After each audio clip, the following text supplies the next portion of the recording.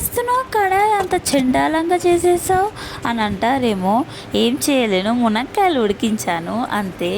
Okay కానీ అసలు ఏం చేస్తున్నావు అని అంటారేమో. మునక్కాయ టమాటా కర్రీ చేస్తున్నాను, ఫ్రై చేసేస్తాను, చాలా టేస్టీగా అయింది అని. ఇక అయ్యింది అంటున్నావు, అమ్మో ప్రాసెస్ చెప్పొచ్చుగా అని అంటారేమో. ఓకే కానీ ప్రాసెస్ చెప్తా. ఫస్ట్గా కడాయి తీసుకొని అందులో మునక్కాయలు ఉడికించుకొని పక్కకి ఎత్తుకోవాలి.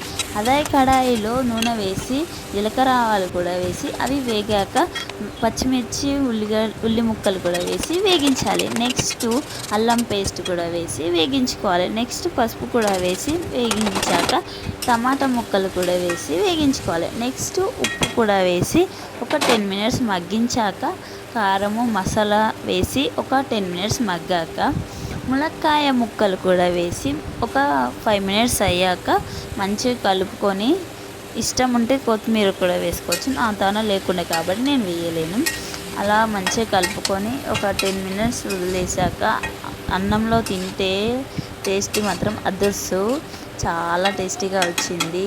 మీకు నచ్చితే లైక్ చేయండి, మీరు ఎలా చేస్తారో కూడా కామెంట్ చేయండి.